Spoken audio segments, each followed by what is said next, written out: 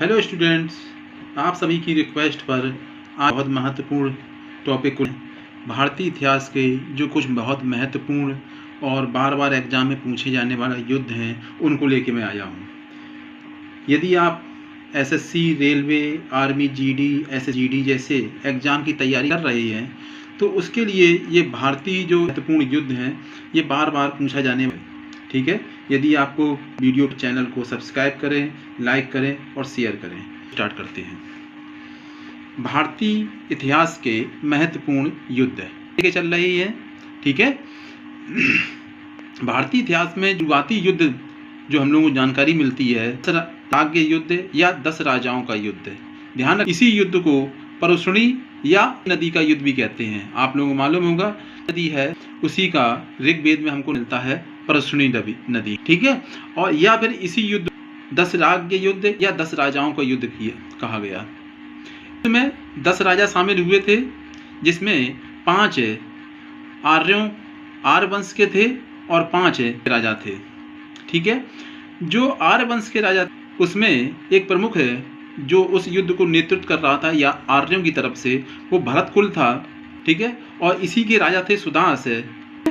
तो ये लोग इन लोगों ने सफलता प्राप्त की थी। ठीक है, पर ध्यान रखना बेटा, इस युद्ध का समय क्या था, कालखंड क्या था, इसकी एग्जैक्ट जानकारी, निश्चित जानकारी प्राप्त नहीं है।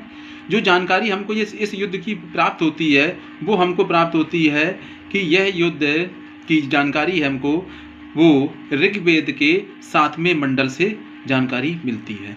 ठीक है, जिसमें क्या हुआ था, आर्यों ने जो द्रविड़ वंश राजा थे उनको पराजित किया था और जो नॉर्थ इंडिया है, उत्तर भारत क्षेत्र है, यहाँ पर आर्यों ने अपने आप को स्थापित कर लिया था और द्रविड़ लोग दक्षिण भारत चले गए थे।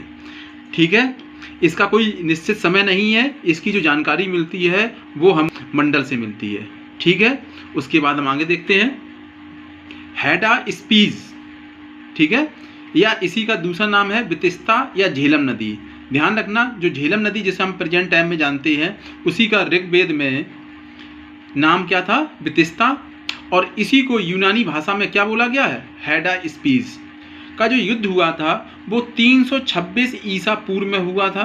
ध्यान रखना, मौर्य वंश की स्थापना से थोड़ा पहले नंद वंश के टाइम पर ये युद्ध हुआ था। ठीक है, इस युद्ध में था क्या कि सिकंदर यानी कि अलेक्जेंडर ने जो हमारे सिंध के राजा थे पोरस को पराजित किया था। ठीक है, इस युद्ध में हुआ क्या था, जो सिकंदर जो था, पोरस था, उनको पराजित किया था। पोरस कौन थे, वो सिंध के राजा थे। ये अलेक्जेंडर मालूम है, और अलेक्जेंडर जो टॉपिक है आपका एग्जाम के पर्पज से, इससे भी बराबर क्वेश्चन आते रहते हैं। जैसे सिकंदर मैसिडोन के राजा फिलिप का पुत्र था। ये ध्यान रखना बेटा, ये यूनान के पास में एक बहुत छोटी सी क्षेत्र था, ये उनके सामंत थे।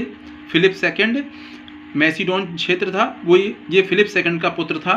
ठीक है, इसके अलावा एक दो जो क्वेश्चन आते हैं इसके अलेक्जेंडर के घोड़े का नाम क्या था, तो अलेक्जेंडर का जो घोड़ा था उसका नाम था बुकाफेला।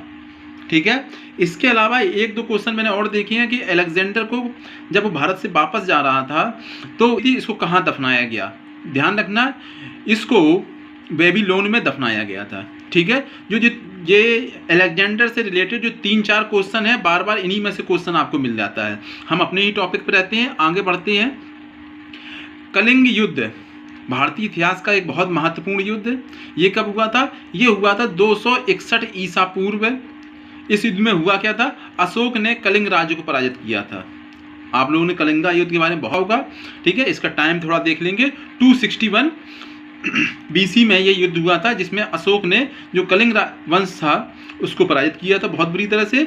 और इसी युद्ध के बाद कहा जाता है कि अशोक के मन में हिंसा के प्रति थोड़ा वैराग्य उत्पन्न हुआ था और उसने कुछ समय बाद बौद्ध धर्म को स्वीकार किया था। ठीक है, उसके बाद आगे चलते हैं, थोड़ा हम मेडिवल हिस्ट्री तक पढ़ते हैं। ठीक है, और जो मैंने अभी कुछ एग्जाम बताए हैं उसमें उसके हिसाब से ये मेडिवल हिस्ट्री के जो आपके जो युद्ध हैं वो काफ़ी पूछे जाते हैं। ठीक है, प्रथम सफल मुस्लिम आक्रमण, यह बेटा हमने जो अभी जो बोला है प्रथम सफल, एग्जामिनर जरूर हर बार एक ही टाइप के वर्ड का यूज करे, वो ये भी पूछ सकता है प्रथम मुस्लिम आक्रमण। ठीक है, पर मुस्लिम आक्रमण पहले हो चुके थे।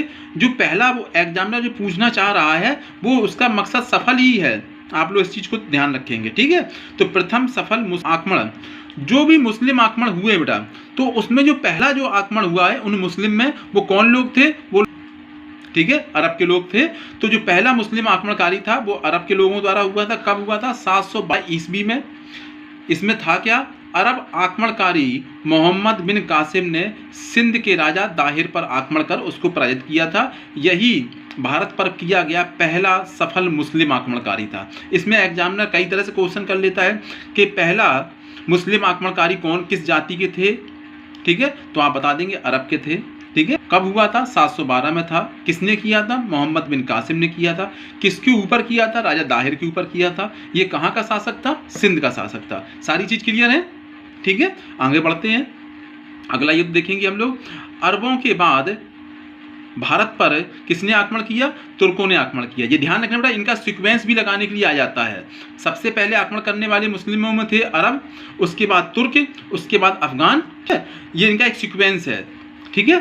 तो नंबर पे जो मुस्लिम आक्रमणकारी थे वो तुर्क लोग थे, और इनका जो प्रथम आक्रमणकारी था वो कौन था? सुबुक्तगीन था। सुबुक्तगीन का पुत्र हुआ था महमूद गजनवी, और इसने लगभग भारत पर 17 बार आक्रमण किया था। और उसका जो 16वां आक्रमण था 1025 ईस्वी में, जो उसका काफ़ी फेमस हुआ था, वो इसने आक्रमण कहाँ किया था? सोमनाथ मंदिर पे आक्रमण किया था, ठीक है। यदि चीज़ ना क्लियर हो रही हो तो कमेंट बॉक्स में आप लोग लिख के मुझसे क्लियर कर सकते हैं, ठीक है। अरबों के बाद तुर्कों ने आक्रमण किया। पहला जो तुर्क आक्रमणकारी था वो सुबुक्तगीन था, इसी का पुत्र महमूद गजनवी था। 16वां आक्रमण था 1025 में, वो सोमनाथ मंदिर जो गुजरात में पड़ता है वहाँ पे किया था, ठीक है। चीज़ क्लियर है एकदम। ये इसका 16वां आक्रमण था, ध्यान रखेंगे 1025, ठीक है। और टोटल इसने 17 बार आक्रमण किए। इसके बाद हम आगे बढ़ेंगे। तराइन का प्रथम युद्ध, ठीक है। तो जो तराइन का पहला युद्ध हुआ था वो 1191 ईस्वी में हुआ था, ठीक है। इसमें पृथ्वीराज चौहान ने मोहम्मद गौरी को पराजित किया था। ये भी तुर्क आक्रमणकारी था मोहम्मद गौरी, पर जो तराइन का जो पहला युद्ध हुआ था 1191 में, इसमें पृथ्वीराज चौहान जो थे उन्होंने मोहम्मद गौरी को पराजित कर दिया था, ठीक है। अगला युद्ध तराइन का द्वितीय युद्ध, ये नेक्स्ट ईयर हुआ 1192 ईस्वी में, 1192 AD में, ठीक है। इसमें क्या हुआ था? इसमें पृथ्वीराज चौहान की मोहम्मद गौरी पराजित हो गई थी। ध्यान रखना इसमें, ये पृथ्वीराज चौहान और मोहम्मद गौरी के बीच में ही हुआ था, जिसमें पृथ्वीराज चौहान की पराजय हुई थी, ठीक है। आगे बढ़े। इसके बाद आता है चंदावर का युद्ध, जो 1194 ईस्वी में हुआ, ठीक है।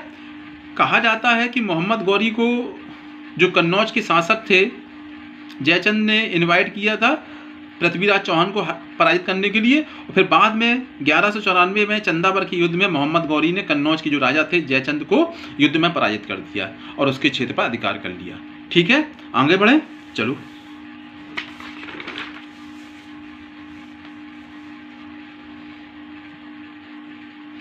अगला युद्ध देखेंगे, पानीपत का प्रथम युद्ध।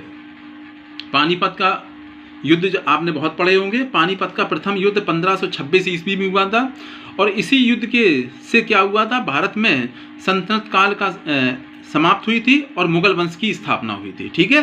तो इसमें था कौन? तो इसमें बाबर ने इब्राहिम लोदी वंश का जो अंतिम शासक था इब्राहिम लोदी को पराजित कर दिया था, और सल्तनत काल का अंत करके मुगल काल की शुरुआत की, ठीक है। इसके बाद देखेंगे खानवा का युद्ध। जब बाबर ने पानीपत के युद्ध के बाद दिल्ली पर अधिकार कर लिया, ठीक है, तो उसके बाद एक प्रमुख शक्ति थी राजपूताना क्षेत्र में, ठीक है, तो उसको दबाने के पर्पज से उसने यानी कि 1526 ईस्वी में जो खानवा का युद्ध हुआ था, इस युद्ध में बाबर ने मेवाड़ के राणा सांगा को पराजित किया, ठीक है। राणा सांगा को बीच में हुआ था, बाबर विजयी हुआ, जिसमें राणा सांगा की पराजय हुई अर्थात, ठीक है। इसके नेक्स्ट ईयर चंदेरी का युद्ध हुआ 1528 ईस्वी में। ये सीक्वेंस देखिए बेटा, 1526, 1527, 1528 चंदेरी का युद्ध।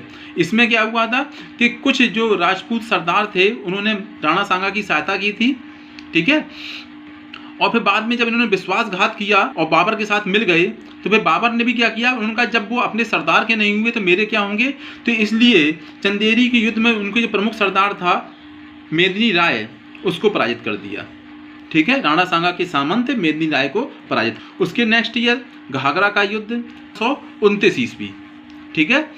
इसमें क्या था कि जो आखिरी सल्तनत काल के जो आखिरी शासक थे अफगान लोग, उनका थोड़ा सा साम्राज्य बिहार और बंगाल वाले क्षेत्र में रह गया था।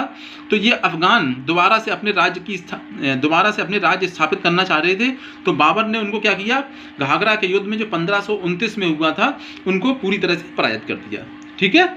इसके बाद देखेंगे चौसा का युद्ध 1539 1539, ठीक है। अब क्या हुआ था, हुमायूं गद्दी पे बैठा था, पर हुमायूं उतना योग्य नहीं था। जिस वजह से क्या था, जो अफगान लोग थे, जो शेर शाह था वो किस जाति का था, अफगान जाति का था। इसने क्या किया, शेर शाह ने हुमायूं को पराजित किया, ठीक है। अगला युद्ध कन्नौज या बिलग्राम का युद्ध, ये हुआ था नेक्स्ट ईयर 1540 ईस्वी में, ठीक है, 1540 ईस्वी में। इसमें क्या हुआ था, शेर शाह ने एक बार हुमायूं को फिर पराजित किया और इसको भारत से बाहर निकाल दिया और दिल्ली पर अपने राज्य की यानी कि अफगान राज्य की दोबारा से स्थापना कर ली।